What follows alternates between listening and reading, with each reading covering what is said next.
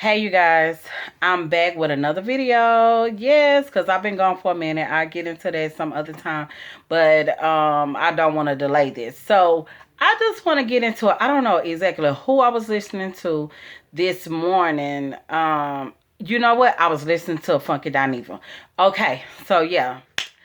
So he was talking about how Andy Cohen went on the Jennifer, I think her name Jenny McCarthy or whatever show, radio show. I did see clips from other YouTube videos and stuff like that.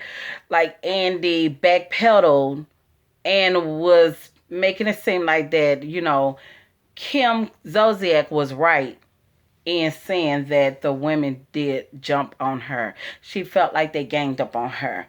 And I was highly disappointed in Andy because at the end of the day, I always thought Andy was like low-key messy, but good messy, stirring up the pot and everything. And I also had so much respect for Andy when they when the producers or whatever told Andy to come into the restroom.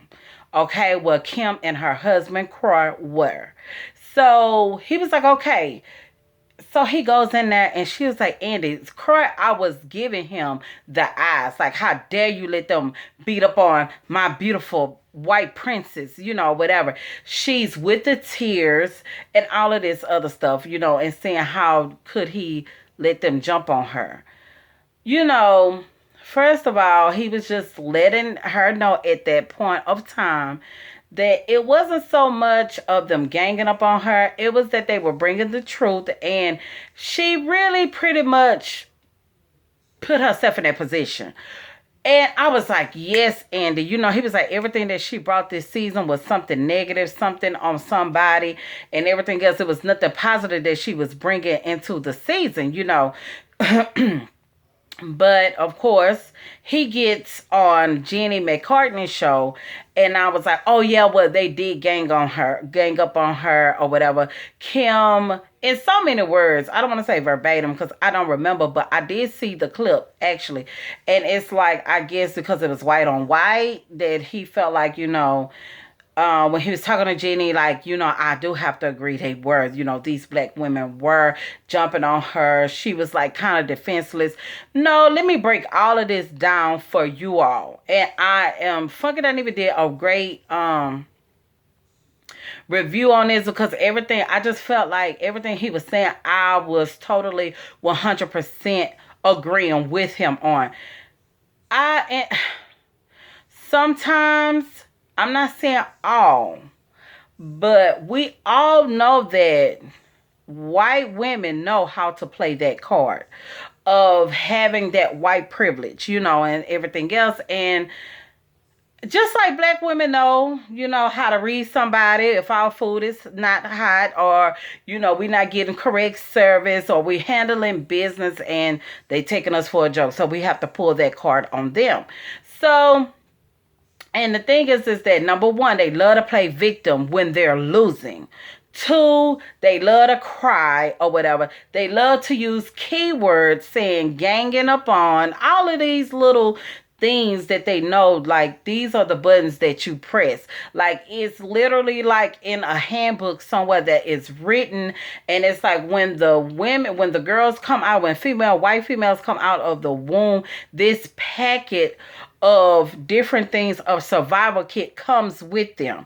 I don't know if it's second nature. I don't really know, but I just know that I have experienced this quite some time, that I have dealt with white women or whatever and stuff like that. And not saying that, they're bad. I'm not saying none of that. I'm just calling that thing what it is.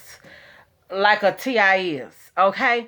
So it just I was disappointed in Andy. Let me just say that.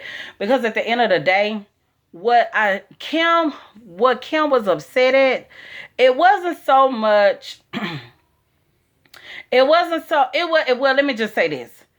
She was losing. Whenever she have her things in a row, her ducks in a row, coming back with the jabs and thinking that she's quick on her feet, with the jets and everything else. She's good at that. But I feel like now you've been loading your gun and having it, loaded. So when it's time for you to pop off with your bullets and everything, I'm just using it as a metaphor or whatever. But I'm just saying, like, you're ready. But you're not ready. You wasn't ready for the reunion. You wasn't ready for them to gang up on you and everything. And you didn't know how to come back from all of that. And I just feel like that they wasn't ganging up on her. Each one had a problem with Kim. And that's what the reunions, that's what it's about. Let's get it all out on the table. What happened this season and everything. And this season, it was Kim, And my thing is this. I just feel like she just really pulled that card, and I just honestly feel like Andy, I don't like that he backpedaled. He should have stood behind the truth like he did in the restroom. But Andy goes on and he says this, like he didn't realize his mic was still on. He made up all of this fluff and buff, and I just feel like that. Did they pull your card, Andy, and was like, you have to stay on code? Because you wasn't staying on code, and then he goes on to say that he didn't think that they were going to air it. Why not air it? That was good juice in the rich room. I don't know who decided, who was ahead of, saying that we got to show this clip that, Kim is in the restroom and everything. That was, my whole point is this. Let's stop playing. Why did they really have to call Andy in there at that time? And bring the cameras in there too. Because it was meant to be showed. Okay? Shown or showed, however, shown. It was meant for the world to see it. Okay?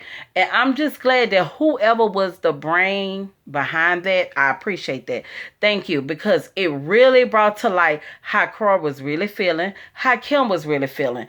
And my thing is this. What you put out, that's what you receive, Kim ZOLCIAK. Like I say, I'm disappointed in Andy.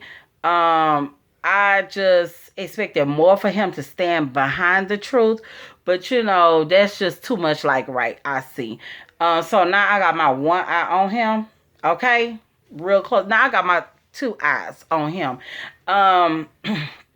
Yeah, I was just, like I say, disappointed. And, some people was like, well, they don't think Kim ZOLCIAK is racist. She may not be racist at all. She may look at things different with black folks.